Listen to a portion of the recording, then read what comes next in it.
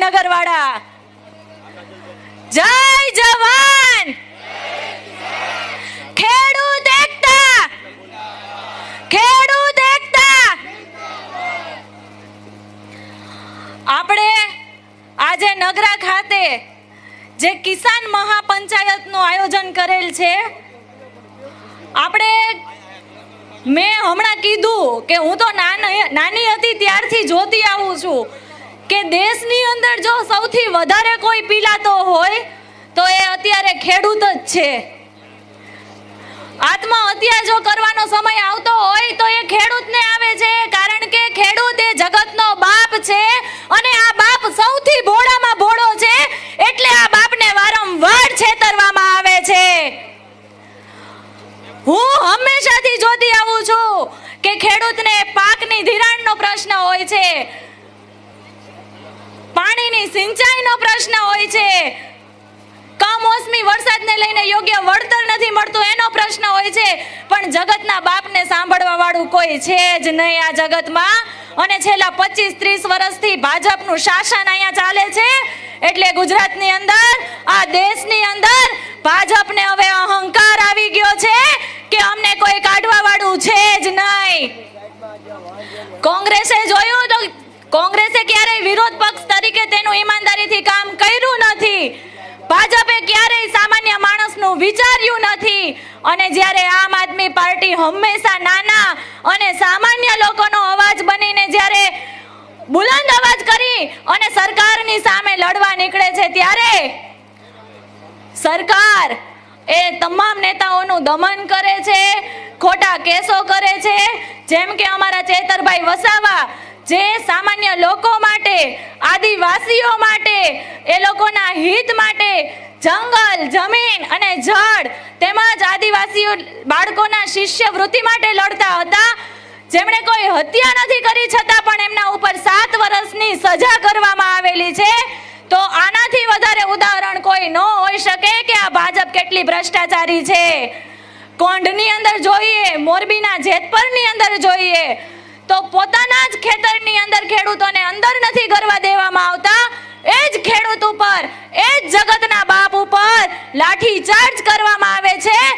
સરકાર હંમેશા જ્યારે ડરે છે ત્યારે પોલીસને આગળ કરે છે. જેતપરની અંદર જોઈએ તો પોલીસ દ્વારા જે ખેડૂત મહિલાઓ ઉપર લાઠીચાર્જ કરવામાં આવ્યો છે, એ બેનને આઈસીયુમાં દાખલ કરવામાં આવ્યા હતા. તો આ કઈ પ્રકારનું દમન છે એ આપણે જોઈ શકીએ છીએ કે આ સરકારને કેટલો અહંકાર છે. એક સ્ત્રી ઉપર લાઠીચાર્જ કરવો એટલે આવું તો અંગ્રેજ શાસનમાં પણ નથી થયું કે સ્ત્રીની ઉપર માર મારવો, સ્ત્રીની ઉપર દમન કરવું. નાના 10 વર્ષના બાળકને ડિટેન કરવામાં આવે છે એટલે નાના બાળકોથી પણ સરકારને ખતરો છે. આમ આદમી પાર્ટીના એક કાર્યકર્તાઓથી સરકારને ખતરો છે, આવું આપણે માની શકીએ.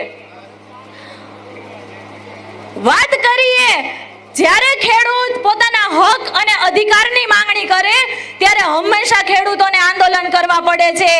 જેતપરની અંદર આપણે જોઈએ તો છેલ્લા કેટલાક દિવસથી ઉપવાસો ચાલી રહ્યા છે, છતાં પણ આ સરકારના પેટમાં પાણી પણ નથી હલતું. એટલે કહી રહી છું કે આ સરકાર જે છે એ બેકાર છે. મેં પહેલા પણ કીધું હતું કે ઇતિહાસમાં જ્યારે પણ ભાજપનું નામ લેવામાં આવશે ત્યારે કાયર, ડરપોક અને બેકાર સરકાર તરીકે યાદ કરવામાં આવશે. અને ભાજપે એના કાળા કામોથી ભવિષ્યમાં એનો ઇતિહાસ જે છે એ કાળા અક્ષરોથી, કાળી શાહીથી લખાવા જઈ રહ્યો છે.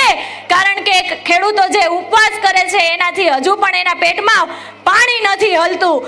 ભાજપનો કોઈ નેતા એવો નથી કે જે ખેડૂતના હિત માટે એક વિડીયો બનાવી અને સોશિયલ મીડિયામાં મૂકી શકે, ખેડૂતના હિત માટેની માંગણી કરી શકે. આટલી સરકાર જે છે કાયર છે. મારી વાતને અહીંયા વિરામ આપું છું, પણ છેલ્લે એક વાત કહેવા માંગુ છું કે ખેડૂત જગતનો બાપ છે અને બાપ હંમેશા દેવાવાળો હોય. બાપ હંમેશા દેતો સારો લાગે. એટલે સરકાર આગળ આપણે આપણા હકનું લેવાનું છે, ભીખ માંગીને નથી લેવાનું. માટે સરકારની સામે આપણે આંદોલન કરવાની જરૂર નથી, આપણે આપણા હકનું મેળવવાનું છે. છેલ્લે જય જવાન, જય જવાન.